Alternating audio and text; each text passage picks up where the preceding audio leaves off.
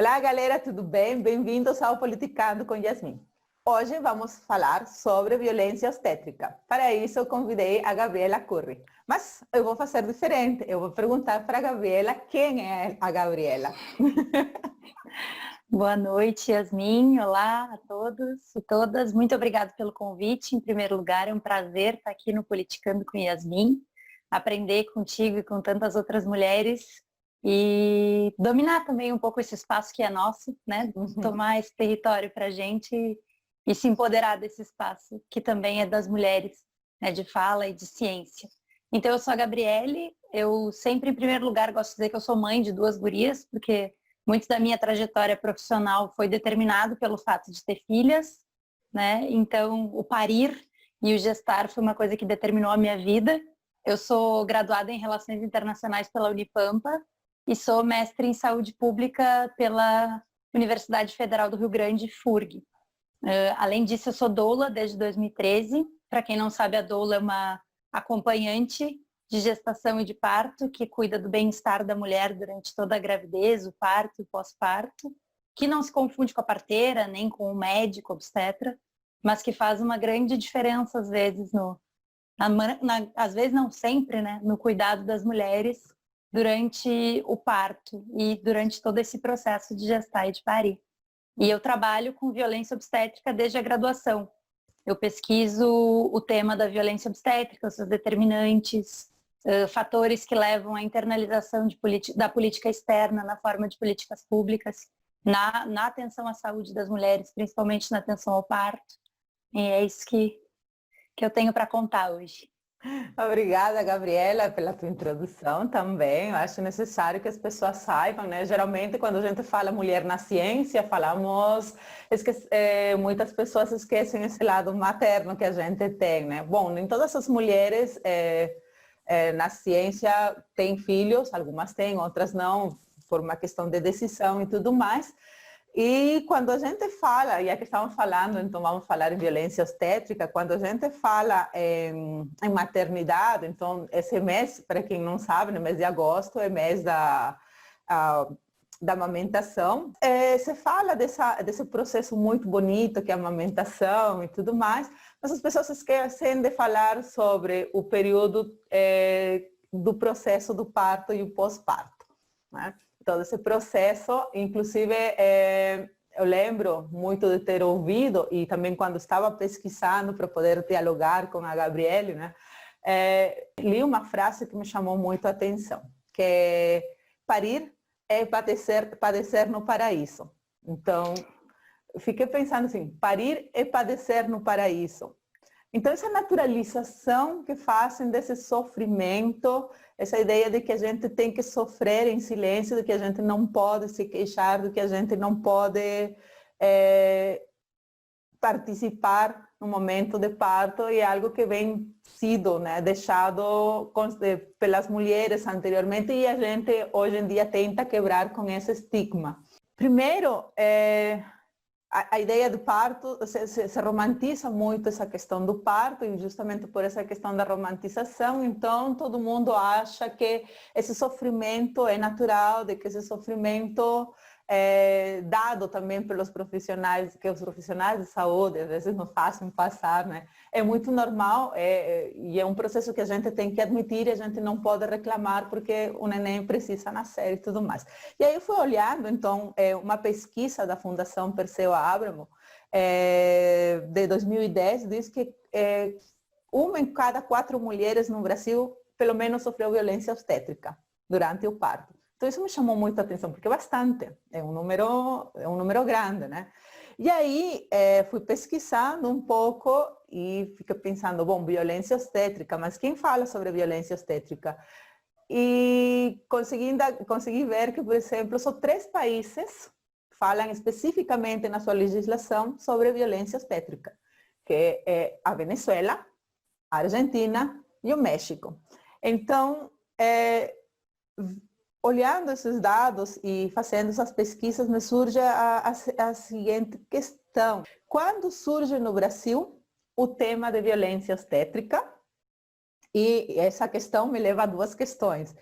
como é definida a violência obstétrica no Brasil e se no Brasil existe em alguma legislação esse termo que especifique a violência obstétrica. Então, a primeira coisa de quando começam os debates sobre a violência obstétrica no Brasil é no final da década de 90 e no início dos anos 2000 a gente começa a ter os movimentos pela humanização do nascimento, que ocasionaram a criação do REUNA, que é a Rede de Humanização pelo Nascimento, que é do final da década de 90 e que impulsionaram um monte de medidas pela humanização do nascimento, pela melhoria da assistência ao parto, e geraram várias diretrizes e várias iniciativas do Ministério da Saúde nesse sentido, ainda no governo do FHC. Então a gente tem uma série de iniciativas que vão tentando melhorar. Como é que surge isso? Surge a partir do relato da medicalização excessiva dos partos. Então toda mulher que entra para ganhar um nenê é submetida às mesmas intervenções no mesmo tempo, como uma grande fábrica, né? Uma grande linha de produção, onde todas as mulheres entram com o mesmo tempo, elas têm a bolsa rompida, elas são submetidas aos mesmos procedimentos, sem considerar se precisam ou não, se querem ou não. Então a gente tira totalmente o sujeito, né? É mais uma mulher parindo, é só uma barriga que importa. Que é bem isso que tu disseste do romantismo. A gente naturaliza a violência, porque entende, não, tu vai encontrar o teu filho. Então todo o sofrimento de uma mãe por um filho é válido. Né? Isso vem desde o parirás com dor. Já começa na Bíblia aquela ideia de que a mulher tem que sofrer e se martirizar, né? Ser violentada, aceitar a violência em nome do filho. E não é verdade, né? A mulher tem direito à integridade, tem direito à autonomia, ao consentimento sobre o seu próprio corpo, inclusive durante o trabalho de parto, como em todos os outros momentos. Então, a partir do final da década de 90, com muito mais força já nos anos 2000, surgem diversas iniciativas com índice de cesáreas do Brasil alarmante, assim, subindo. A gente começou a ter muitos profissionais e muitas redes, principalmente de mulheres, se questionando por que a gente está tendo tanta cesárea? Por que o meu médico quer me induzir a fazer uma cesariana mesmo que eu não queira? Por que ele está me empurrando para esse tipo de procedimento se não é isso que eu quero? Por que ele me mentiu para eu fazer uma cesárea?